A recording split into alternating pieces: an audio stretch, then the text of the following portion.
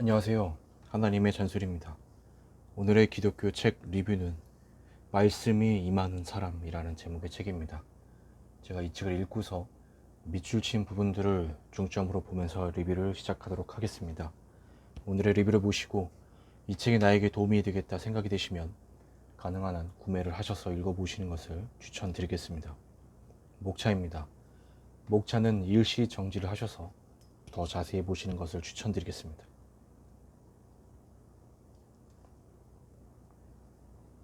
삶에서 폭풍을 만나면 우리가 가진 것이나 알고 있던 것이 십중팔구 도움이 되지 않습니다.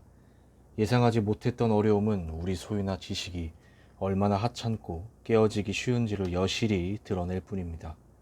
그런 때는 인생의 잔재주나 능력이 아니라 하나님께 받은 말씀을 가지고 폭풍을 통과해야 합니다. 평소에는 잘 드러나지 않습니다. 하지만 생사를 넘나드는 결정적 순간이 되면 하나님의 말씀이 임한 자들은 다른 삶을 살아갑니다. 그들은 어디에 있든지 그 자리에서 빛이 납니다. 소유와 타고난 재능이 아닌 우리에게 임한 하나님 말씀이 혼돈의 시간을 뚫고 나갈 힘을 주기 때문입니다. 코로나 시대가 고난의 시간인 것은 맞지만 오히려 우리가 근본적으로 누구에게 영향을 받아 신앙의 본질을 유지하고 있는지를 잘 드러내 주었다는 생각이 듭니다. 내가 사람과 보이는 제도의 영향을 주로 받아왔는지 아니면 하나님 말씀에 이끌려 살아왔는지 이 기간을 통해 명확하게 드러내시는 것 같습니다. 단지 좋은 설교를 찾아 많이 듣는다고 그 말씀이 마음에 새겨지는 게 아닙니다.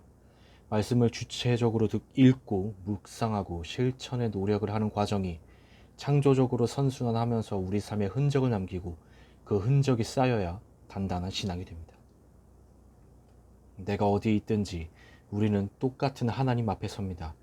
많은 사람이 함께 모여 있는 자리에서 경험하는 하나님보다 어쩌면 골방에서 혼자 경험하는 하나님이 각자에게 더 깊고 더 넓고 더 위대하게 다가올 수 있는 이유가 여기 있어요.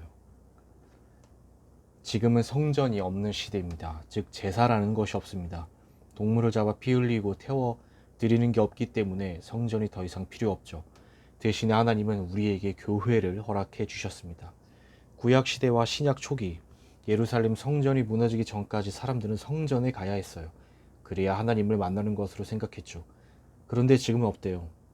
예배당에 오지 않아도 됩니다. 교회 건물에서 모이지 못해도 내가 있는 그 자리에서 하나님을 만날 수 있어요. 교회는 바로 우리이기 때문입니다. 우리가 이걸 한동안 잊고 살았어요. 코로나 기간 하나님이 우리에게 그걸 가르쳐 주시는 거죠. 예배당에서 성경 보고 교제하는 게 아니라 우리 집 식탁 위에서 혹은 내 책상 위에서 소파 위에서 기도 자리에서 하나님을 만나는 설렘을 경험하는 것이 핵심입니다.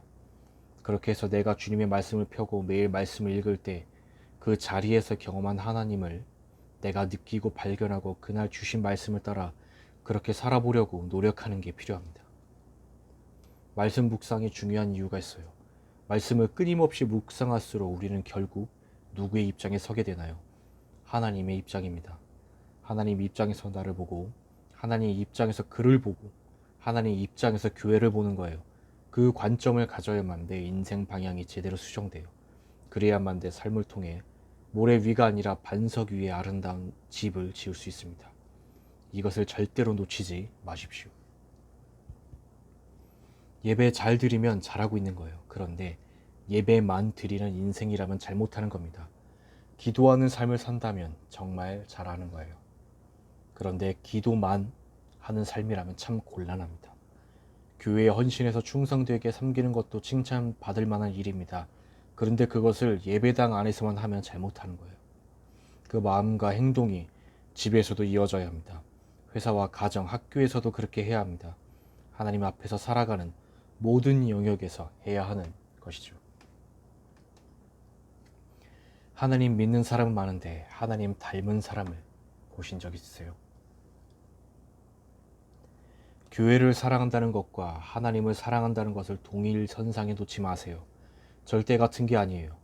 교회를 사랑하고 섬기지만 하나님을 사랑하고 섬기는 것이 아닌 경우가 있어요. 선한 사마리아인 비유에 나온 제사장과 레위인이 그런 거죠. 하나님을 열심히 사랑하는데 사람에게는 아닌 거예요. 일은 열심히 잘하는데 사람에게는 아닌 거죠. 우리가 잘해야 하는 데는 어디일까요? 교회 밖이에요. 교회 밖에서 잘하기 위해 우리가 말씀 묵상을 잘해야 합니다. 마음에 묵상하는 게 내가 됩니다. 마음에 담는 게 내가 되는 거예요. 그러면 내 마음에 무엇을 담아야 할까요? 하나님을 담고 하나님의 말씀을 담고 하나님의 마음을 담아야 하지 않을까요? 그렇게 해서 하나님을 닮아야 하지 않을까요? 예수님을 닮는 건 한순간의 은혜로 되지 않습니다. 그렇게 매일 말씀으로 내면을 채워가며 부단히 청소를 해나갈 때 어느 순간에 다른 누군가가 나를 보고 아, 저 사람은 주님을 닮았다. 이렇게 자연스럽게 느끼는 거예요. 내가 그렇게 생각한다고 되는 게 아닙니다. 누군가가 나를 보고 그렇게 얘기해 주어야 합니다. 우리는 그렇게 되도록 부름받았습니다. 예수님 당시만 해도 성경은 굉장히 귀한 책이었어요. 필사본이 많지 않았습니다. 15세기에 인쇄술이 발달하기 전에 필사자들이 만든 성경은 대략 3억 정도 한다고 합니다. 그런데 우리는 핸드폰에 여러 권의 성경을 공짜로 담아놓고 다니죠. 서점에서는 3만 원 정도면 최고급 성경을 구입할 수 있습니다. 이처럼 성경이 가장 많이 배포된 시대를 살아갑니다. 하지만 성경을 가장 읽지 않는 시대이기도 합니다. 교회에서 맡은 일에 최선을 다하고 그걸 열심히 감당하는 성도들이 있죠. 그런데 그들이 교회 밖에서 사람을 대하는 태도를 보면 가끔 놀랄 때가 있어요. 큐티에서 가장 중요한 것은 매일입니다. 어제 먹은 만나로 사는 게 아니에요. 오늘 먹어야 하는 만나가 있습니다. 우리도 어제 먹은 짜장면으로 사는 게 아니잖아요. 오늘 먹어야 할 음식이 있죠. 이게 우리에게 필요합니다. 성경은 아주 오랜 기간 많은 사람이 썼어요. 대략 1500년간 40여 명의 인간 필자가 있었습니다. 시대마다 쓴 사람이 다 달라요. 시대와 문화와 언어가 다른 그 성경 본문을 오늘날 남녀노소가 읽을 때 어떻게 정확히 이해할 수 있겠어요? 문자적으로만 따지면 이해할 수 없는 게 더 많아요. 그러니까 이 말씀을 그 시대 상황에서 왜 했는지를 생각하고 질문하는 것이 필요합니다. 그래야 그 말씀에서 메시지를 찾아낼 수 있습니다. 하나님이 우리에게 어떻게 역사하시는가? 기록된 말씀으로 역사하시지만 그 말씀을 듣거나 읽는 행위를 통해 나에게 다가옵니다. 이게 같이 붙어 있습니다. 즉 내가 읽어야, 내가 들어야 하나님께서 그 말씀을 통해 전하시는 메시지가 나를 찾아옵니다. 하나님이 최근에 나를 시험하고 계신 것은 무엇일까? 내가 최근에 읽었던 말씀, 들었던 말씀을 돌아볼 때 마음이 불편했던 부분은 어디일까? 말씀을 들으면서 아, 내가 꼭 저렇게까지 해야 하나? 이런 생각이 들었던 것은 무엇일까? 말씀을 안 들었다면 그런 생각, 그런 질문은 안 했을 거예요. 그런데 그 말씀을 들었기 때문에 그 생각을 하게 됩니다. 하나님이 인도하시면 따라가야지요. 메마른 곳이라도요. 그런데 우리는 이걸 싫어하잖아요. 나를 인도하시는 곳이 가장 선한 곳임을 믿고 거기서 생명이 터져 나올 것을 믿고 따라가는 게 필요해요.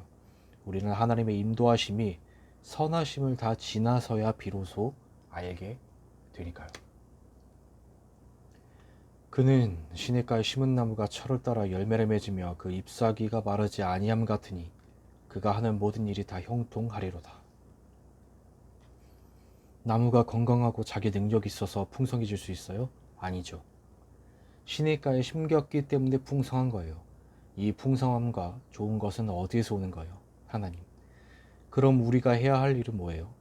풍성하게 열매 맺으려 쓰는 게 아닙니다. 그저 물가에 머물러 있는 것. 이거 너무 중요한 내용인 것 같습니다. 우리가 뭔가를 하려 애쓰는 게 아니라 그저 하나님 곁에 머물러 있는 것. 근데 우리는 하나님 곁에 머물 생각을 하지 않죠. 하나님 곁에 머물 생각을 하지 않고 우리 힘으로 뭔가 해보려고 하죠. 이 반대로 해야 할 것 같습니다. 예수께서 나병 환자 10명을 고쳐주시죠. 그런데 한 명만 예수님을 다시 찾잖아요. 9명은 어디 갔어요? 병이 낫기 전과 나은 후가 다른 거예요. 우리는 이 기도 제목이 중요하다고 생각하는데 하나님은 아니에요.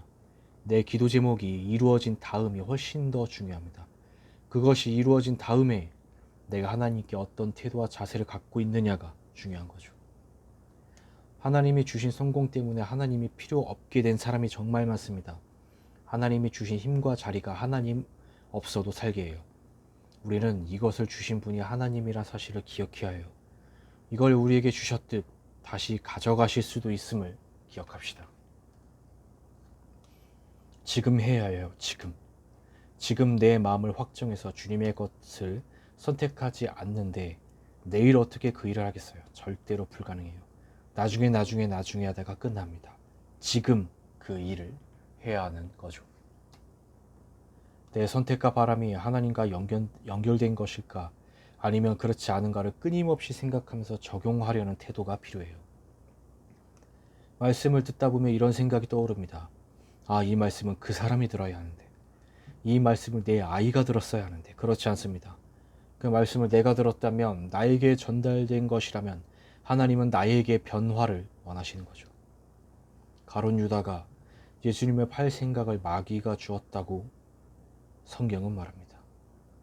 마귀가 그 생각을 주었다면 가룟 유다에게는 잘못이 없는 게 아닌가요? 그렇지 않습니다. 받으면 안 되는 거죠. 악한 마귀가 그 생각을 나에게 주더라도 그걸 내가 받으면 안 되는 거예요. 마르틴 루터도 새가 머리에 나뭇가지를 떨어뜨릴 수는 있지만 집을 짓게 두어서는 안 된다고 했어요. 그냥 두면 안 된다는 겁니다. 악한 마귀가 주는 생각을 내가 걷어내야 하는 것처럼 하나님이 내게 주시는 말씀은 내가 붙들어야 하죠. 큐티할 때 하나님이 우리에게 주시는 말씀이 있어요. 그것을 꽉 붙잡아야 실천 가능한 삶을 살게 됩니다. 그렇지 않으면 아는 데서 끝나는 거죠. 내가 하는 말, 내가 보는 눈, 내가 무언가를 선택하고 결정하는 태도를 통해 하나님의 사람이 어떤 방식으로 살아가는가가 나타나요. 큐티를 아주 잘해서 하나님 음성을 기가 막히게 잘 듣고 본문을 잘 이해하는 사람이 되는 것은 별로 안 중요합니다. 이 메시지를 잘 소화해서 그리스도인답게 사는 게 가장 중요합니다. 매일 한 가지라도 그걸 해내려고 큐티하는 거예요. 본문을 보고 깨달은 것, 새로 발견한 것만 나눈다면 그저 말뿐인 모임이 될 수 있어요.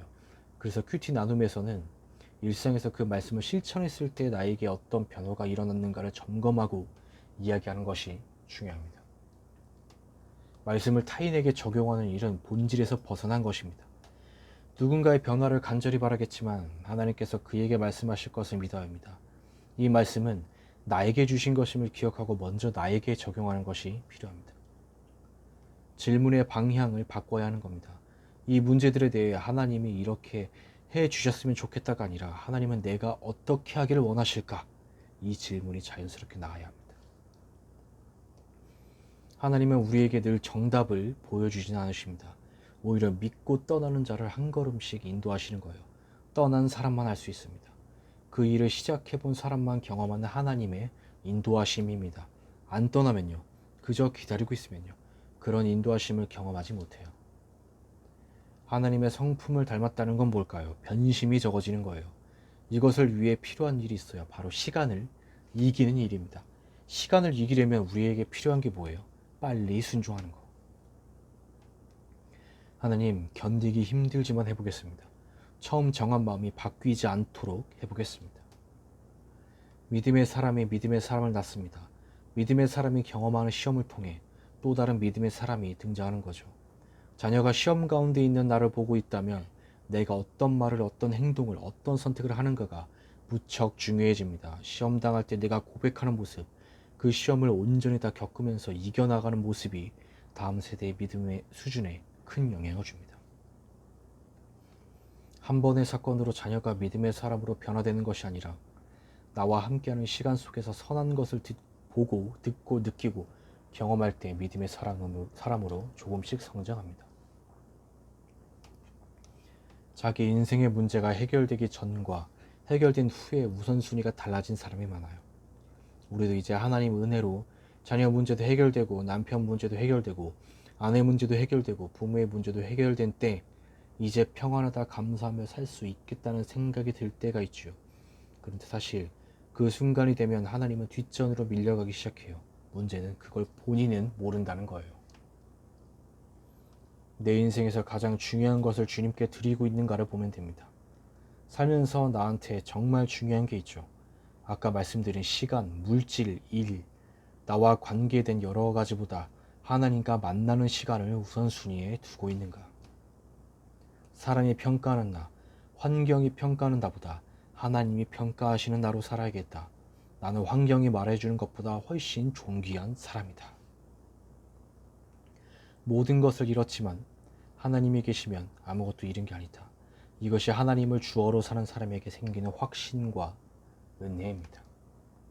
원망거리를 그냥 불평과 원망으로 허비하는 사람이 있고, 똑같은 원망거리를 기도와 간구의 제목으로 바꿔 하나님께 가는 사람이 있습니다.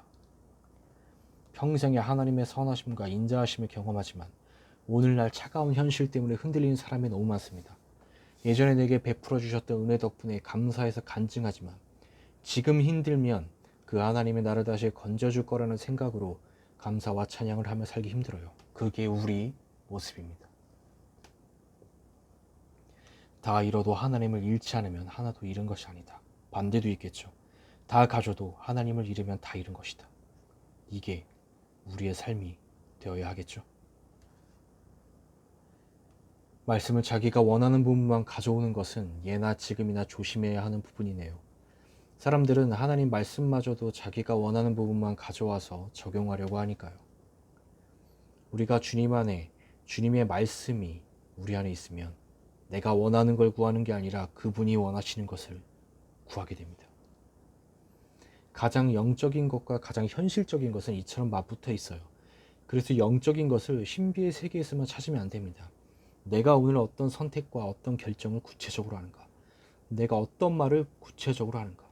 내가 어떤 행동을 구체적으로 하는가? 여기에 영적인 분별력이 담겨 있습니다. 좋아하는 사람을 자주 만나고 많이 알게 되면 어떻게 되죠? 닮아갑니다. 말도 따라하고 옷 입는 것도 식성도 비슷해집니다. 그래서 부부가 서로 닮는 겁니다. 하나님을 자주 만났다고 하면서 하나님과 닮은 구석이 없다?